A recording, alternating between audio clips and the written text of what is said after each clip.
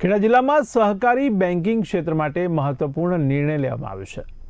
ભારતીય reserve bank દ્વારા રાજ્ય સહકારી બેન્કો અને જિલ્લા મધ્યસ્થ સહકારી બેન્કોના ગવર્નન્સમાં સુધારા લાવવા માટે ડિરેક્ટરોના કાર્યકાળ અને પુનઃ નિયુક્તિ સંબંધિત નિયમોને વધુ કડક બનાવવામાં આવ્યા છે.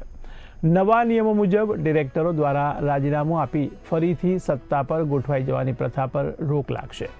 આરબીઆઈના પગલાંનો મુખ્ય હેતુ સહકારી બેન્કિંગ ક્ષેત્રમાં પારદર્શિતા વધારવાનો, મેનેજમેન્ટના દુરુપયોગને અટકાવવાનો અને બિનકાર્યક્ષમ લોનમાં ઘટાડો લાવવાનો છે. આ નિર્ણયથી ગ્રામીણ સહકારી બેન્કોના સંચાલનમાં જવાબદારી અને સુશાસન વધુ મજબૂત બનવાની અપેક્ષા વ્યક્ત કરવામાં આવી રહી છે.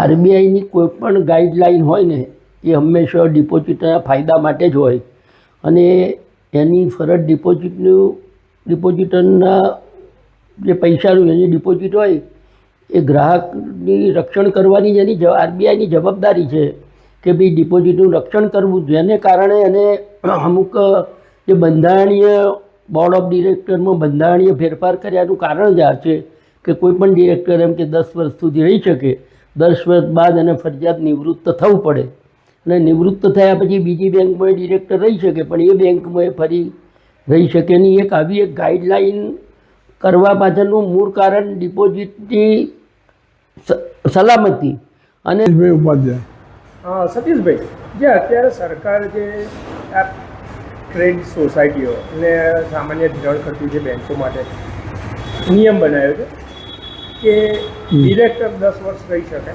પછી તેને 3 વર્ષનો રેસ લેવો પડે, તો આ નિયમ માટે તમે શું આમ કહેવા માગો છો અને સરકારનો આ નિયમ કેવો છે? આ જે નિર્દેશો આપ્યા છે રિઝર્વ બેન્કે એ પબ્લિક અને સભાસદો માટે એકંદરે સારા છે. ડિરેક્ટરો કાયમ વારંવાર ચૂંટાય એ એમની મનમાની કરતા હોય. ધિરાણ જેને વસૂલાત આપી શકે એવા હોય એને આપવું જ જોઈએ, એમાં ના હોય. પરંતુ ઘણી વખત ડિપોઝિટરોનું ધ્યાન રાખ્યા સિવાય જેને 50 રૂપિયા આપવાના ના હોય એને 500 રૂપિયા આપી દે છે અને એ જાણકારી ડિપોઝિટરોને મળતી નથી.